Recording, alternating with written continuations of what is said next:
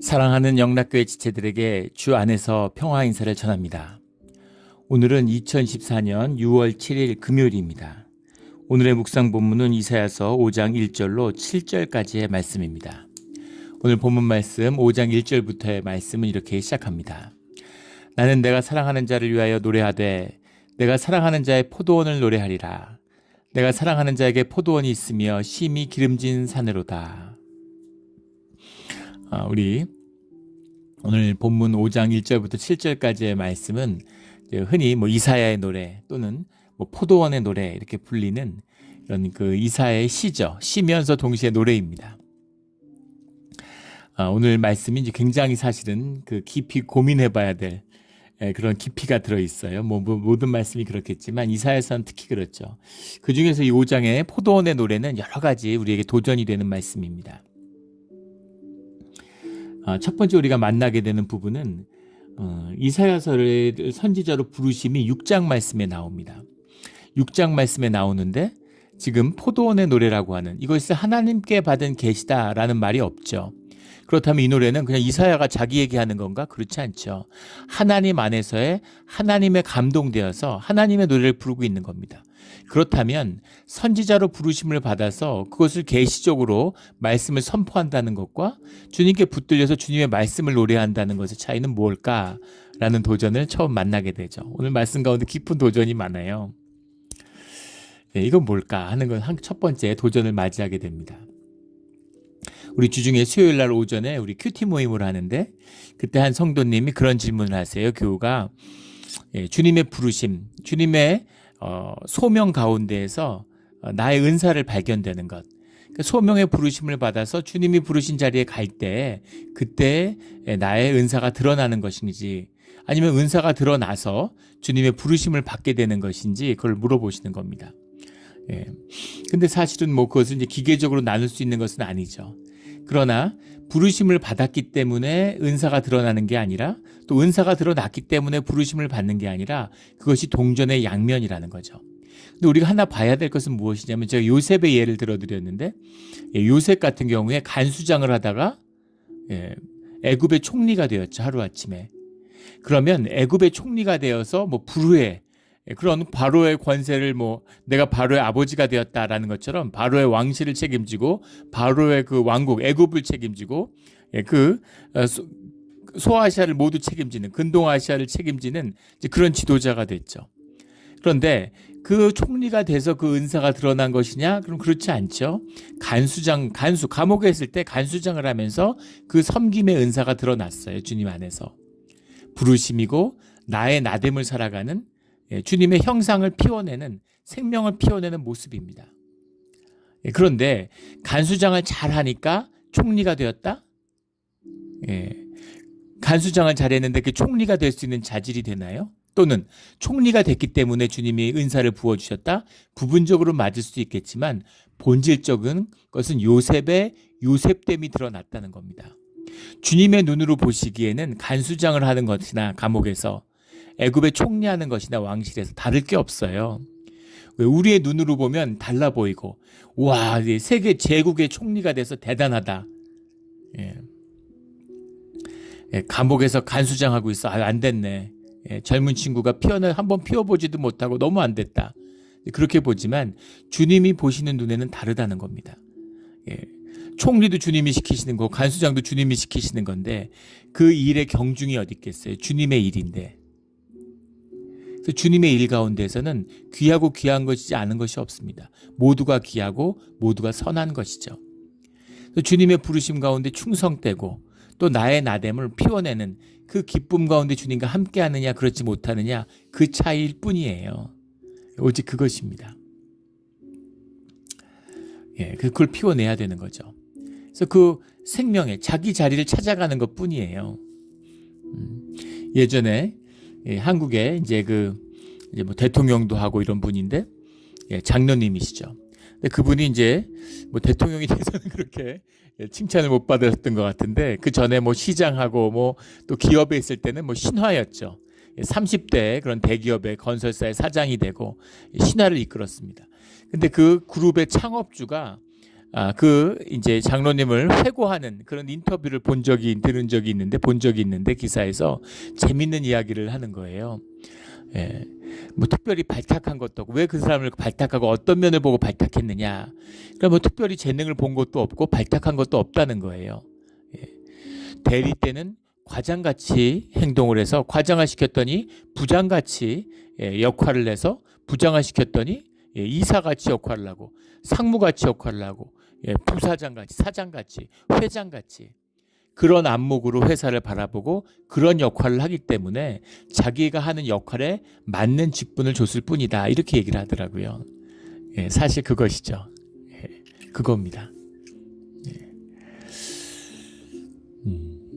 교회에 장로님 되고 싶어하는 분들을 많이 봅니다.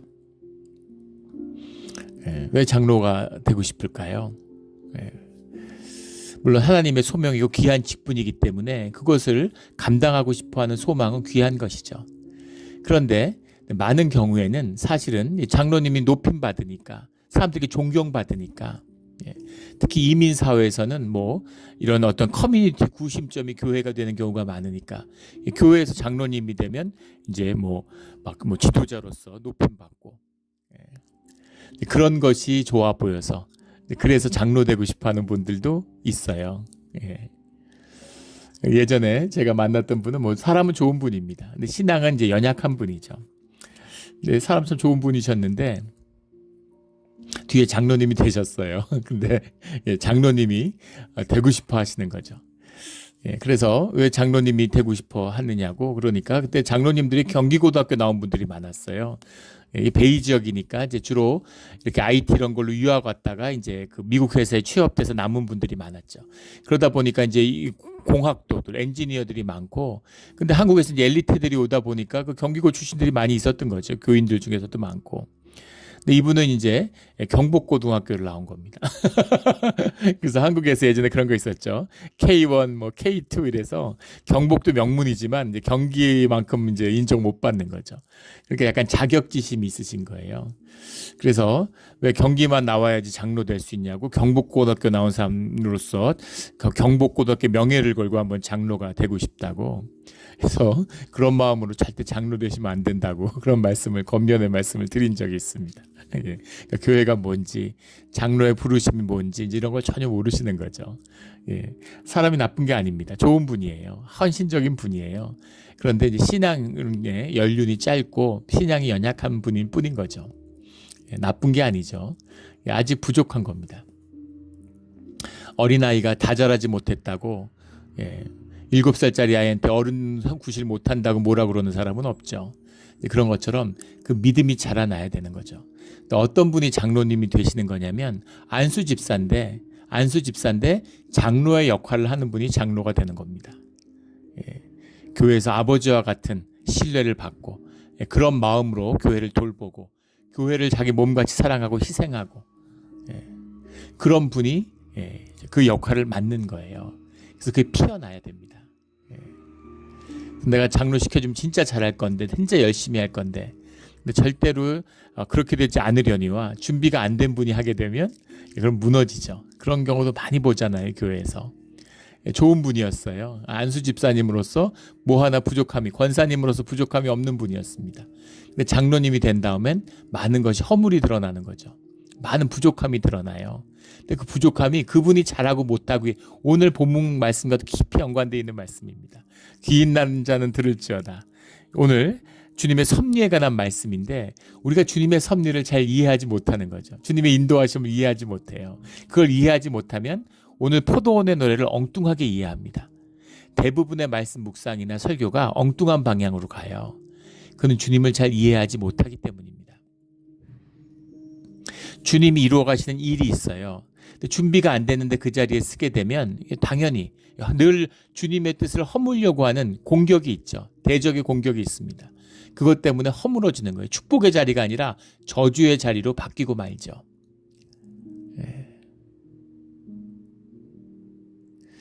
장로 직분을 맡았는데 나중에 그 교회가 막 분쟁에 쌓이고 어려운 일을 겪고 나중에 그 장로님이 눈물로 회개하는 그런 고백을 들은 기억이 납니다. 그 교회를 떠난 다음에 정말 좋은 뜻으로 잘해보려고 그랬는데 정말 옳은 일을 해보려고 했는데 지나고 보니까 내가 한 행동이 다 잘못됐고 내 판단이 다 잘못됐구나. 나 때문에 교회가 힘들어졌구나. 이런 너무너무 그 죄에 대한 고백을 주님 앞에 드리게 된다. 이러고 비통한 눈물을 흘리시더라고요. 정말 정직하고 그분의 신앙의 참 모습이겠죠. 그런 모습이 있으니까 사람들이 장로님으로 세웠겠죠. 그런데 장로님이 되고 나서 본인이 열심히 하려고 했는데 그렇게 해서 되는 게 아니라는 겁니다. 주님이 이루어 가시는 일, 우리 고린도서에서도 주말에 주일날 말씀으로 나누고 있지만 똑같은 얘기를 하고 있는 거죠. 분당이 지어서 싸우고 있는데 그 사람들이 부족하고 나쁜 사람들이에요? 아닙니다. 나름 열심히 있고 은사도 받고 성경도 열심히 보고 봉사하는 분들이 있지 않겠어요? 열심으로 하는데 그게 결론은 나쁜 일이 되고 말아요. 왜 그러냐는 거죠. 교회의 비밀이 뭐냐는 거죠. 문제가 뭐냐는 겁니다. 그러면서 코이노니아에 대한 말씀을 증거하는 것이죠. 바울이 한탄을 하는 거예요. 교회가 뭔지를 모르기 때문에, 주님의 섭리와 역사하심이 뭔지를 모르기 때문에 코이노니아를 너희가 맛봤으면서도 왜 그걸 잃어버리고서 교회를 이렇게 만드느냐라는 질책과 탄식이 나오는 것이죠. 교회가 움직여가는 방법은 세상과 다릅니다. 교회 리더들이 이런 얘기를 해요. 합리적으로 한다. 뜻을 모아서 한다. 민주적으로 한다. 상식적으로 한다. 그러면 교회는 엉망진창됩니다. 그렇게 나이브하고 그렇게 만만한 그런 게 아니에요. 영적인 권세가 있고 대적을 마주하고 있습니다. 근데 사람의 이성과 합리성으로 되겠어요? 마귀의 놀이터가 되는 거죠. 마귀들이 쾌재를 부르는 거죠. 오직 성령에 의지하지 않으면, 주님이 앞서가시지 않으면 교회도 목회도 사역도 어떤 것도 온전히 쓸 수 없는 것입니다. 그 비밀이 공동체 가운데 있고 두세 사람이 주님의 이름으로 모여서 마음을 합하는 그 비밀 가운데 있는 것이죠. 우리 교회에 참된 뜻을 세워서 교회를 세우는 우리의 신앙의 자리가 되기를 주의 이름으로 축원합니다. 그래야 복을 누리는 거죠. 그래야 복이 함께하는 거예요. 주님이 뭘 주는 게 아닙니다. 주님과 하나 되고 교통하는 것이 복의 근원이에요. 그 비밀을, 그러면 형통의 길이 열리는 것이죠. 포도원의 노래도 그런 비밀을 깊은 비밀을 담고 있어요. 오늘 말씀 가운데 보면 내가 사랑하는 자의 포도원을 노래하리라. 내가 사랑하는 자에게 포도원이 있으며 심히 기름진 산으로다. 이 포도원이라고 하는 것은 오늘 말씀 가운데 여호와의 포도원은 이스라엘 족속이요 그 기뻐하신 나무는 유다 사람이라 이렇게 말씀하시니까 유다와 유다 사람을 얘기하는 것이 맞죠. 그런데 동시에 포도원이라고 하는 것 속에서는 그 주님이 창조하신 이 창조의 세계, 좋았더라 좋았더라 심히 좋았더라 라는 창세기의 고백처럼 주님의 창조 세계죠. 그 세계가 구속되고 그 세계의 회복 가운데 담겨있는 뜻입니다.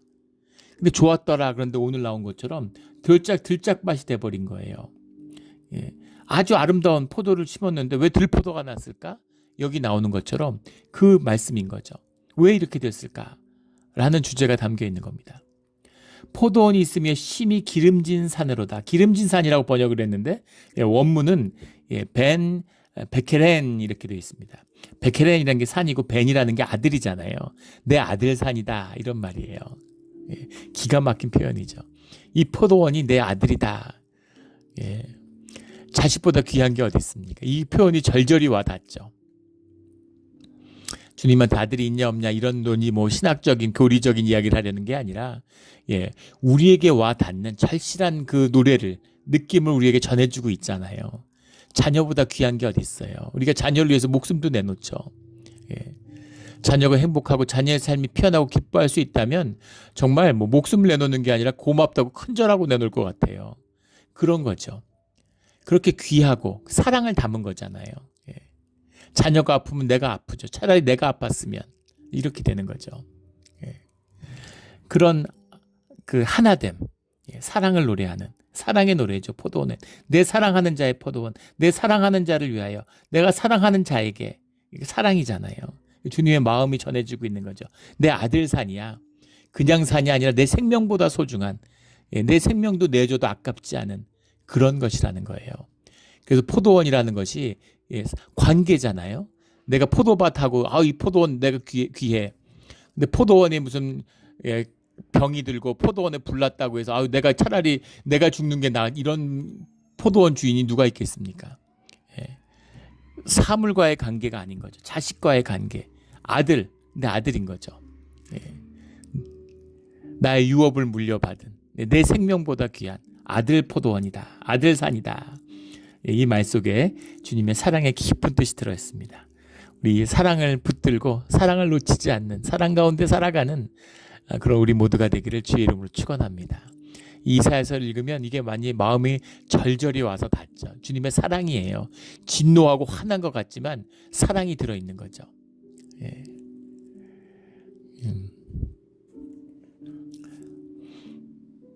예전에 한번 제가 뭐 그 설교 때도 예화로 든 적이 있었던 것 같은데, 네. 그 제가 어렸을 때 이제 그 동네에 그런 저보다 나이도 한 2-3살 많은 그런 형이었는데 이제 장애우예요. 예, 근데 이제 돈에서 그 당시에 우리는 이제 삥 뜯는다 이런 표현을 썼는데 애들 돈도 뺏고 못된 짓을 많이 했습니다. 그래서 이제 여러 명 제가 이제 키가 크고 등치가 컸어요. 제가 중학교 1학년 때 키가 지금 킵니다. 그러니까 그때는 예, 그 동급생들보다 머리 하나는 컸고 학교에서 뭐 상급생이라도 뭐 예, 저보다 이제 머리 다 작았죠. 근데 저희 학교도 아니고 저는 뭐 초중고등학교 다 1회로 졸업을 했는데 예, 근데 이제 시비를 걸어와서 싸움이 붙었습니다. 근데 아버지가 퇴근하다가 제가 이제 장애인하고 싸우는 걸 보고서 너무 실망하신 거죠. 예. 그러니까 장애인을 때리는 사람이 어딨냐. 그래서 아버지가 너무너무 화가 나고 실망하셔가지고 회초리를 가져오라고. 근데 그런 일이 거의 없는데 그래서 처음이자 마지막으로 회초리를 맞을 뻔했습니다. 근데 저는 그걸 동의할 수 없었어요. 예. 그냥 나쁜 애고 내가 잘못한 게 없고 싸움을 걸어왔고 예, 그랬는데 예, 먼저 시비를 걸고 싸움을 걸었는데 정당방위인데 예, 그리고 동네 애들 전부 다 내가 잘했다고 그러는데 왜 이걸 야단을 맞나. 그때 이해를 못하는 거죠. 왜 장애인을 불쌍히 여겨야 돼? 그런 생각 자체가 없으니까. 예. 이렇게 목발을 짚고 다니는데 그걸 흉기처럼 휘둘르고 그걸로 맨날 애들 때리고 그랬으니까. 예. 그래서 회초리를 가져오라고 그랬는데 제가 가서 화가 나니까 몽둥이를 가져왔습니다. 예. 그게 때려 죽여라 이런 이제 몽둥이를 가져다 드렸어요. 그러니까 아버지가 몽둥이를 들고 저를 열심히 보더니만 예. 가라고 그렇게 얘기하시더라고요.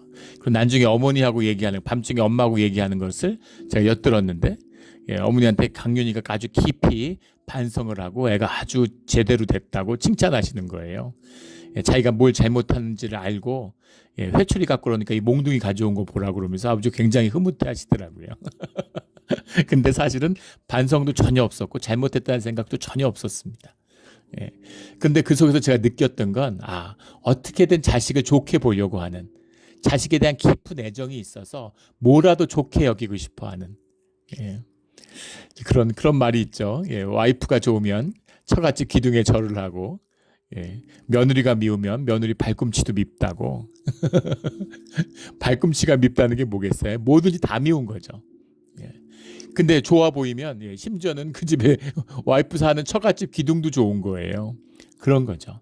사랑의 마음. 내 산, 나의 아들 산이다. 예, 말 다 한 거죠. 예. 이 포도원에 대한 주님의 애정입니다. 2절에 땅을 파서 돌을 제하고 극상품 포도나무를 심었도다.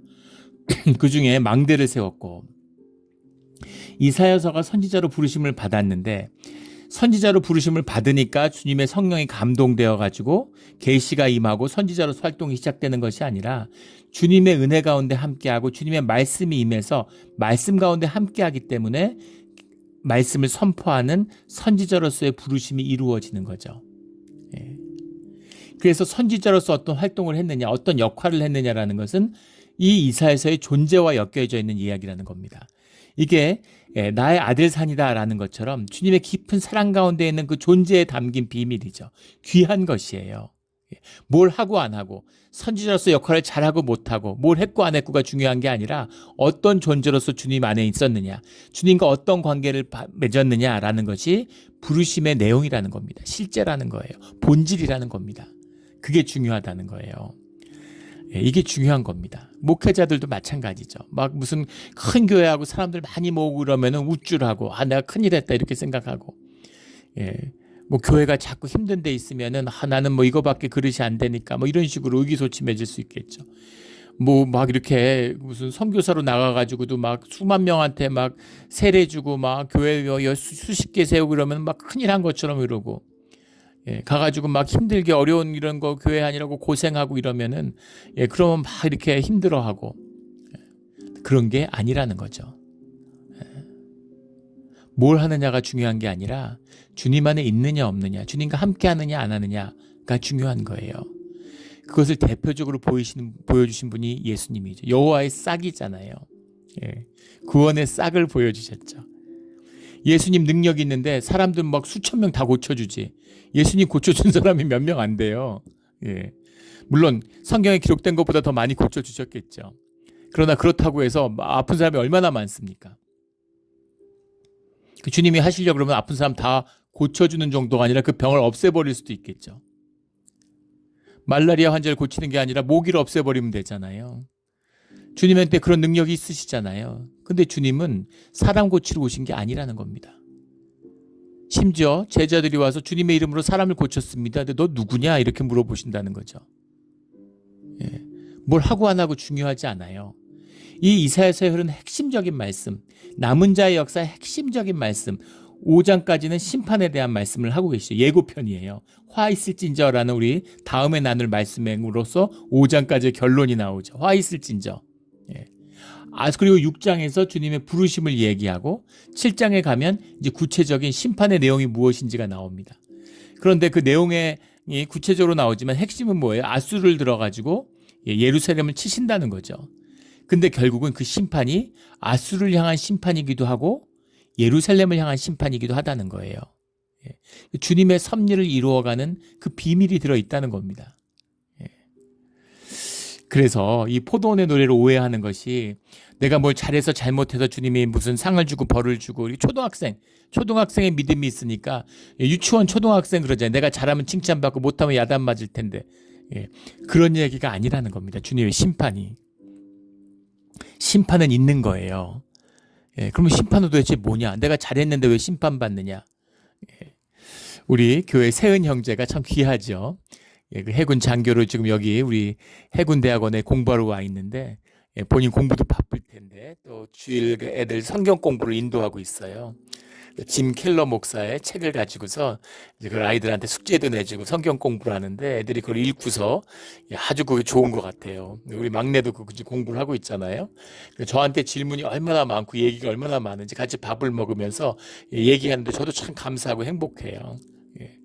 근데 신정론을 이야기하는 거죠. 왜 주님이 자기의 자녀들을 힘들게 하고 고생시키느냐, 아버지라고 그러면서 왜 고난을 주느냐, 그 답을 찾는 겁니다. 그래서 제가 쉽게 정답을 정리해서 얘기해 주지 않아요. 왜냐하면 답을 해줘봐야 답이 되지 않기 때문입니다. 우리 교회 나오면 첫날 정답 다 알잖아요. 근데 삶에 아무 능력이 없어요. 생각과 교리로 받기 때문이죠.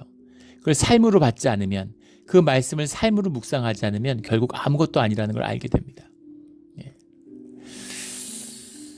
그래서 왜 그러는지 한번 고민하고 답을 알아봐라. 내가 느낀 거를 얘기하죠. 내가 봤던 걸 얘기할 수는 있겠죠. 그런데 정답으로 교리적으로 무슨 답을 얘기하는 건 아무 의미 없는 겁니다. 정답 알죠? 주님이 사랑하셔서, 포도원을 사랑하셔서, 이거 무슨 변태인가, 사랑하는데 왜 이렇게 힘들게 해?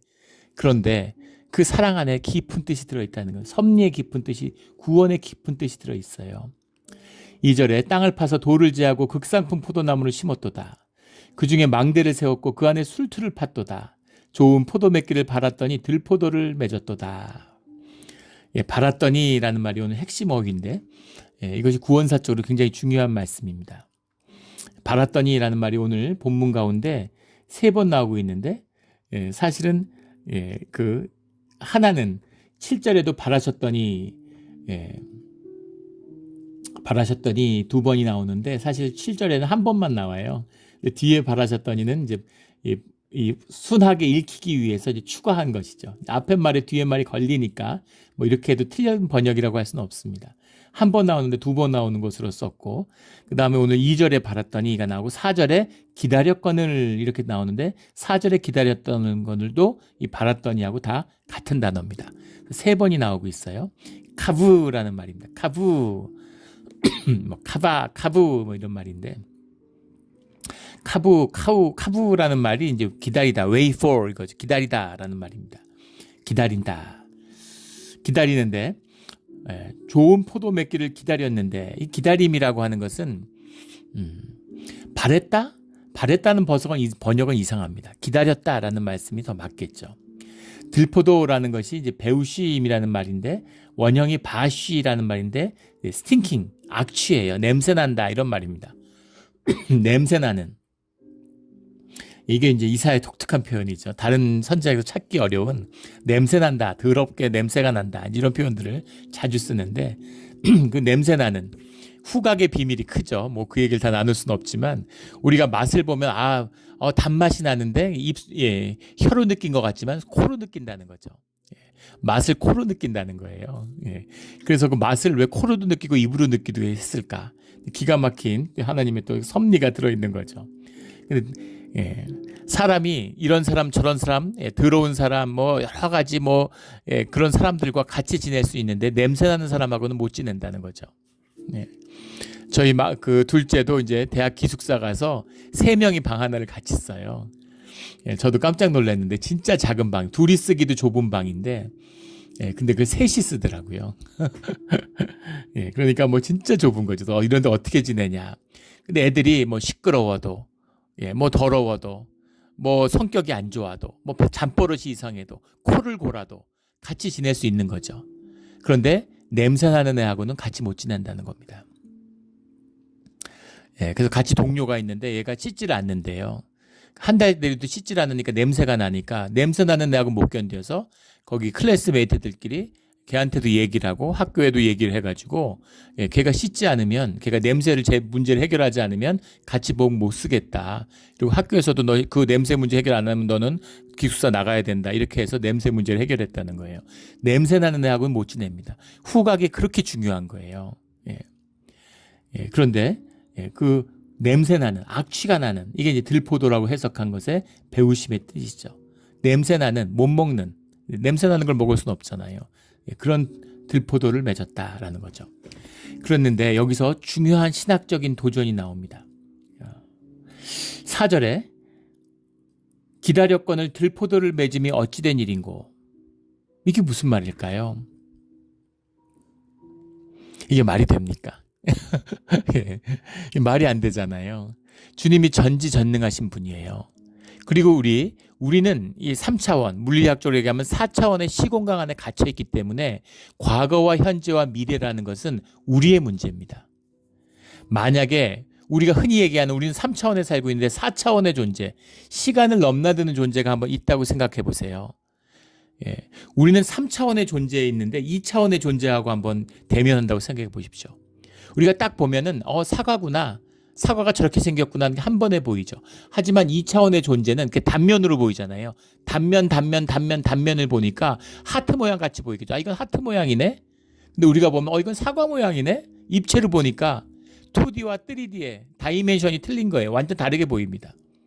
그래서 수백 개, 수천 개의 단계를 경험해야지 인식할 수 있는 그런 사과의 모양이 그렇게 봐도 사실은 사과를 입체적으로 이해한다는 건 어렵죠. 불가능할 수도 있죠. 2차원 세계에 아인슈타인이 있으면 수천 장의 단면을 만난 다음엔 이게 사실은 이렇게 생긴 것이었겠구나라는 차원을 뛰어넘는 사고를 할 수도 있을지 모르겠습니다. 그런데 우리는 3차원의 존재는 누구나 3차원이니까 딱 보면 이거 사과네, 딱 보면 저게 배네 이렇게 알 수 있죠. 그런데 탁구공하고 포도하고 구분 못해요. 2차원 존재는. 그런 거죠. 그런데 만약에 4차원 존재가 있다면 과거와 현재와 미래를 다 함께 보는 것이죠. 이것이 이 비밀이라는 겁니다. 하물며 우리 지금 물리학자들 보면은 견해가 학자들마다 다르지만 11차원까지 있다는 건 다 동의합니다. 그런데 우리가 4차원도 잘 느낌이 안 오는데 5차원, 6차원이 뭡니까? 11차원이 뭐예요? 절대로 우리가 공감하거나 지각할 수 없는 영역이죠. 근데 그것을 수학적으로 풀어내는 거예요. 수학적으로 증명된 것입니다. 현재가 존재하기 위해서는 11차원이 있어야 되는 거죠. 그래서 수학을 신의 언어라고 그러죠. 그 수학을 이해하기 위해서, 신의 언어를 이해하기 위해서 우리가 이렇게 복잡한 두뇌를 주신 것 같아요. 우리가 먹고 사는데 무슨 두뇌가 필요합니까? 예전에 돌도끼 들고 다니는데 왜 이런 두뇌가 필요해요? 그런데 이런 엄청난 두뇌를 주셨죠. 사실은 힘이 세야 될 거 아니에요. 멧돼지 사냥하고 돌도끼 들고 뛰어다니는데. 근데 힘은 한없이 약해지고, 왜 머리는 이렇게 말도 안 되게 좋아졌을까? 이 비밀이 들어있는 거죠. 주님과 교통하고 주님의 영과 교통하기 위해서, 영을 담기 위해서 우리에게 이런 두뇌를 주셨겠죠. 그런데 그 11차원만 해도 그런데 주님은 그 11차원보다 더 큰 존재겠죠. 그런 주님이신데 들포도가 맺는 걸 몰랐다? 들포도가 맺은 게 웬일입니까? 이게 왜 들포도가 맺었니? 나는 정말 좋은 포도 맺을 줄 알았는데 이런 뜻은 아니겠죠. 내가 좋은 거 맺었는데 들포도 맺어서 당황했다. 내가 이걸 몰랐다. 니들이 날 배신해? 이런 얘기가 아니라는 겁니다. 다 아셨겠죠. 들포도가 맺어지는 걸 왜 모르시겠어요? 들포도가 이루어지는 과정을 왜 모르시겠습니까? 거기다 더 깊은 도전이 있어요. 굉장히 포도원의 노래는 이거는 심오한 노래입니다. 4절에 내가 내 포도원을 위하여 행한 것 외에 무엇을 더할 것이 있으랴. 근데 이거를 완전히 그 유치원 아이처럼 몽학 무슨 선생에게 뭐 이런 것처럼 유대인들이 잘못하고 그래가지고 율법 어겨가지고 주님이 벌 주셨다. 주님이 이렇게 회초리 들고 앉아가지고 이놈들이 율법을 지키나 안 지키나 봐서 지키면은 칭칭 복 주고 오래 살게 해주고 자식 많이 주고 돈 많이 주고 안 지키면 막 때리고 외침을 받게 하고 뭐 망하게 하고 죽게 하고 이러시는 것인가? 그런 주님이시겠습니까? 만약에 정말 주님이 그런 분이시라면 일생 가운데 가장 먼저 해결해야 할 것은 주님이에요. 주님을 쫓아내든가 뭐 주님을 없애든가 뭔가를 해야지 그런 사람하고 어떻게 살겠습니까? 그야말로 진정한 노예의 길이겠죠. 그런 게 아니라는 겁니다. 섭리의 역사, 주님이 이루어 가시고 우리를 이루어 가시는 역사가 있다는 거예요. 내가 내 포도원을 위하여 행한 것 외에 무엇을 더할 것이 있으랴. 4절 말씀. 이건 더 어렵죠. 전지하실 뿐만 아니라 전능한 주님이시잖아요. 전지한 주님이 모르셨다 들포도가 열릴 것을. 전능한 주님이 내가 할 거 다 했는데 그런데 안 되더라. 난 할 거 다 했는데 안 되네. 내 능력이 여기까지, 난 여기까지인 것 같아. 주님이, 전능하신 주님이, 이건 더 이상한 이야기죠. 또 이거 이사야의 노래잖아. 이사야가 하나님의 뜻 가운데 하나님의 말씀으로 선포한 것이죠. 이사야의 생각을 얘기한 게 아닙니다. 그러면 성경에 기록될 리가 없겠죠. 구속이라고 하는 주님의 구속과 섭리의 역사라고 하는 주님의 뜻이 이루어가는 과정이에요. 이것을 현상의 세계로 바라보는 자는, 현상의 눈으로 바라보는 자는 이해할 수 없는 겁니다. 고난의 비밀과 하나죠. 예루살렘이 망한 것을 예루살렘이 망했으니까 나쁜 일이야. 예루살렘이 망했으니까 벌 받은 거야. 이건 저주야. 우리는 물론 저주와 축복이 없다는 얘기가 아니에요. 우리에게는 그것이 저주가 되고 우리에겐 축복이 되지만 주님 안에게서는 구속의 섭리를 이루어가는 선한 일이라는 겁니다. 길에서 누워 자면서 복 받았다고 좋아하는 사람은 없겠죠. 또 궁에 살면서 내가 저주받았다고 괴로워하는 사람은 없을 겁니다. 그러나 그것은 우리의 얘기라는 거예요. 현상의 얘기라는 겁니다. 주님이 바라보시는 눈, 주님이 이루어 가시는 섭리의 세계라는 것은 다르다는 거죠. 우리는 물결이 치네, 뭐가 있네, 저러네 막 이러지만 거대한 강물이 흘러서 주님이 인도하시는 방향대로 바다로 흘러가는 거죠. 그런 주님의 뜻이 그 가운데 이루어진다는 겁니다. 그래서 주님이 현상 세계의 문제를 다룰 때에는 굉장히 인색함 같은 게 느껴져요. 이왕 치료해 주는 거 화끈하게 치료해 주시지. 이왕 오병이어로 그걸 왜 애가한테 갖고 오라고 그래가지고 그거 애 도시락 받아서 그거를 그렇게 나누나. 하늘에서 그 만나가 떨어지게 하시는 분이, 메추리가 떨어지게 하시는 분인데 그냥 음식 배불러 터지게 그렇게 먹게 해주시지. 기름이 마르게 하시지 않는 분인데 무슨 등심 이렇게 삼겹살 이런 걸로 그냥 무제한으로 연어회, 광어회 이런 걸로 무제한으로 한번 먹여주시지. 그 애 도시락 가져온 걸로 생선하고 떡으로 그렇게 먹이시나.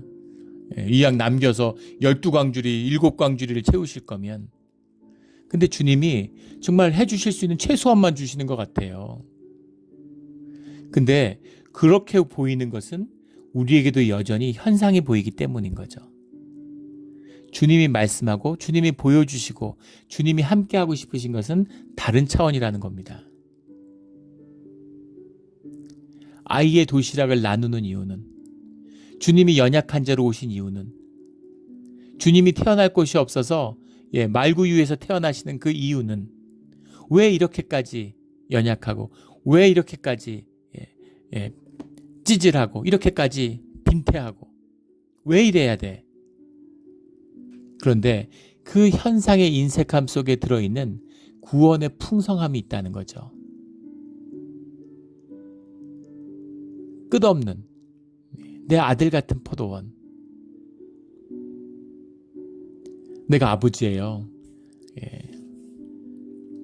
저희 애들 봐도 그렇습니다. 애들이 이제 뭐 아르바이트하고 대학 가서 돈을 버니까 자신감도 생기고, 또 미국이 좋은 나라죠. 돈도 잘 벌어요, 아르바이트해서. 지금 맥도날드 이런 데서 일해도, 스타벅스 이런 데서 일해도 지금 최저임금이 20불이죠. 실제는 한 25불 받는다고 그래요. 진짜 좋은 나라 아닙니까? 무슨 일을 해도 돈을 잘 벌어요. 근데 그걸로 돈을 애들이 절제하고 잘 쓰는 거를 어른도 못하는데 애들이 어떻게 하겠습니까? 그러니까 자기 분수에 안 맞는 신발 같은 게 예뻐 보이고 옷 같은 게 예뻐 보이면 사는 거예요. 예쁜 신발 신고 예쁜 옷 입은 게 나쁜 겁니까? 하지만 그걸 보면서 속상함이 있는 거죠. 저러면 안 되는데. 신발과 옷이 중요한 게 아니라 절제하는 마음이 중요한 건데. 절제하는 마음, 욕심을 다루는 마음, 소박한 것에서 아름다움을 느끼는 마음, 그런 게 없으면 행여나 물질의 마음을 뺏기면 어떡하나. 세상에 쏘가서 소비하는 게 미덕이라고 생각하면 어떡하나. 많이 쓰는 사람이 더 좋은 사람이라고, 성공한 삶이라고 생각하면 어떡하나. 그런 염려와 두려움이 있죠. 하물며 거기에 대고 내가 돈이 많다고 해서 돈을 막 퍼주어 주면 애가 어떻게 되겠습니까? 그런 거 많이 보잖아요. 뭐 한국에, 뭐 미국도 마찬가지고, 재벌 3세 뭐 이런, 뭐 그래가지고 완전히 망난이 돼가지고 이상하잖아요. 세상에 좋은 교육, 좋은 학교 보내고, 좋은 거 입히고, 세상에 좋은 건 다 했을 텐데. 근데 왜 사람이 그렇게 엉망진창이 되고 망난이가 되고 개차반이 됐을까? 도대체 뭐가 잘못됐을까? 그게 현상의 비밀이고 물질의 비밀이죠. 돈이 있다고 생존을 뛰어넘을 수 있을 것 같습니까? 돈이 있어야죠. 생존을 뛰어넘어야죠. 돈이 아무리 많다고 해서 생존을 뛰어넘는 건 아니라는 거예요. 생존에 묶여 살면 사람이 취해집니다. 짐승같이 돼요. 천박해지는 거죠. 그런 사람 수도 없이 보잖아요.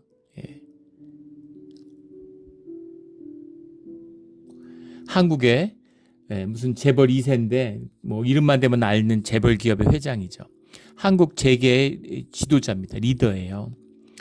근데 완전히 웃음거리가 되고 이혼 소송을 하면서 자기 재산에 미국은 절반을 주라고 그러는데 3분의 1을 주라는 판결이 나와가지고 그룹이 흔들흔들하고 외신에 블룸버그 월스트리트저널 이런 데서 막 그 기사가 다뤄져. 한국 경제 규모가 커져서 그런지.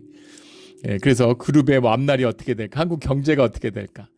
근데 그 기사가 나오는데 자기 바람 나가지고 내연 관계에 있는 여자한테 집을 수백억짜리 집을 사주고 생활비로 몇백억을 주고 이랬다는 거 아닙니까? 근데 자기 조강지처한테는 생활비도 안 주고 카드도 끊고 집에서도 쫓아내려고 그랬다는 거예요. 그래서 그 판사한테 준엄한 꾸짖음을 받는 거죠. 재계의 리고 세계 경제의 리더인데 근데 완전히 철부지 앤 거죠. 천박해요. 추한 거죠. 자식 키워서 그렇게 되길 원하겠습니까? 좋은 대학에서 공부하고 화려하고 능력도 있고 외국어도 잘하고 경제 지식이나 이런 게 얼마나 뛰어나겠어요. 뛰어난 그런 경제 리더겠죠. 경제계에 해박한 뭘 갖고 있겠죠. 리더십이 있겠죠. 근데 그런 거하고 다르다는 겁니다. 그 인간으로서, 그 존재로서 아무것도 아닌 거예요. 근데 주님은 우리가 현상 세계에서 뭘 위했던, 뭘 쌓았던, 뭘 지식을 쌓았던 그런 거 중요하지 않다는 겁니다. 이게 오늘 나오는 내 산, 내 아들 산이다라는 이 시온산의 비밀입니다.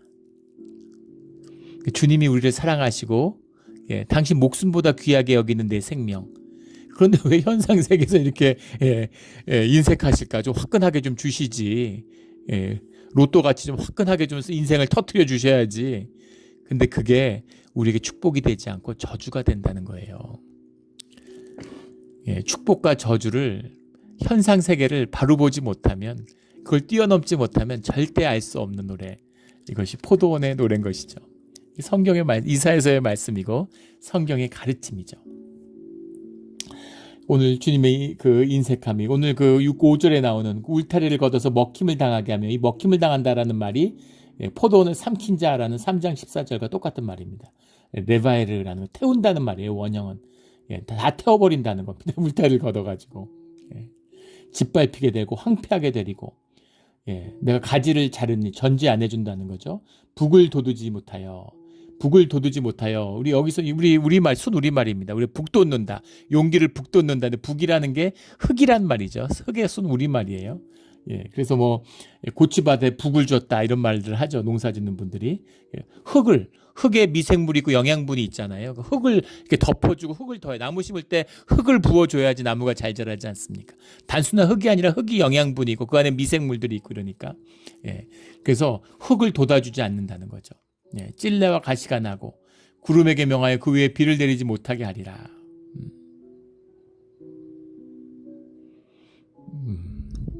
할 걸 다 했는데 이게 무슨 일이냐 이렇게 말씀하셨는데, 사실은 북도 돋아주지 않고 가지도 쳐주지 않고 찔레와 가시가 나는 것도 내비두고 사실 구름으로 비도 내리지 않게 한 거죠. 그 고난이 왔어요. 이건 나쁜 것일까? 그 고난을 통해서 주님의 구원을 이루어 가는 것이죠. 이거 깊은 섭리의 비밀입니다. 아이고, 이걸 뭘 말로 하겠습니까? 알아듣지 못하는 분은 죽었다 깨나도 알아듣지 못합니다. 근데 신앙의 삶, 믿음의 삶을 산 분은 그냥 알죠. 이 말이 무슨 말씀인지 알아요. 이게 귀한 것인 걸 아는 겁니다. 그게 남은 자고 그게 믿음의 사람이에요. 그런 분들이 연합해서 한 가족을 이루는 것이 교회입니다. 근데 그걸 모르는 현상을 사는 사람들이, 껍데기들이 오니까 뭐 교회가 이렇다 저렇다 이러고, 뭐 교회 뭘 하자 이러고, 뭐 교회 뭐 이렇게 하면 사람들이 더 올 텐데, 뭐 프로그램 하면 사람들이 더 올 텐데, 그런 소리 하는 거죠. 그렇게 사람 모으고 돈 모아서 한국 교회가 망한 것입니다. 미국 교회도 마찬가지고요. 그런데 망한 것도 모르고 애통하지도 않는 거죠. 망했다고 생각 안 하니까. 이게 우시아 때, 이 이사야서의 노래 때 이 배경입니다. 지금 망했다고 노래하고 있는데 왜 이렇게 됐을까? 왜 냄새나는 포도가 열렸을까? 이런데 사람들은 기뻐해요. 축복받았다고 좋아합니다. 잘 살고 경제도 팡팡 돌아가고 경기도 좋고 사람들 다 좋으니까. 근데 주님은 복음을 들고 산을 넘는 자의 발길이 어찌 그리 아름다운고, 예루살렘이 망해가지고 노예가 돼서 지금 맨발로 쇠사슬에 묶여가지고 지금 끌려가고 있는데, 주님이 그 발길이 아름답다는 겁니다. 복음을 들고. 구속의 깊은 섭리의 이야기입니다. 우리가 이해하고 우리가 감당하고 우리가 알 수 있는 게 아니에요. 우리가 알 수 없어요. 무슨 구원의 확신이 있다고 헛소리입니다. 구원파가 만들어낸 말인데 에고의 사람들이 들으니까 그럴 법하잖아요. 그래서 내가 믿고 내가 동의하고 내가 교리를 이해하고 동의하면 그게 믿음인 줄 알아요. 우리에게는 믿음이 있을 수가 없습니다. 우리에겐 깨달음이 있을 수가 없어요. 오직 주님과 하나 될 때만이, 주님이 내 심령을 붙들고 주님이 나를 주장하셔 주실 때만이 그 확신이 내 삶이 돼서 나타나는 겁니다. 7절에 정의를 바라셨더니 포악이요, 그들에게 공의를 바라셨더니 도리어 부르짖음이었도다. 아픈, 다 다 좋다고 기뻐하는데 아픔을 노래하고 있는 것이죠. 우리 이런 주님의 깊은 경륜을 만나는, 깊은 섭리를 만나서 세상 사람들은 알지 못하지만 주님을 인하여 다 즐거워 뛰놀 때 주님으로 인하여 애통해하는 그런 사람이 있어야 되는 거죠. 그런 두세 사람이 있는 곳에 주님이 교회로 함께 하시겠다고 말씀하시는 겁니다. 이 말씀을 받고 교회로 하나가 되는 그런 우리의 믿음의 자리가 되기를 주의 이름으로 축원합니다. 아멘. 기도드리겠습니다. 하나님 아버지 감사합니다. 주님의 말씀은 너무 크고 주님의 말씀은 너무 어렵습니다. 하지만 우리가 주님과 함께 하기를 원하고 주님이 우리에게 믿음 주셔서 말씀으로 살아갈 수 있는 길을 열어주셨습니다.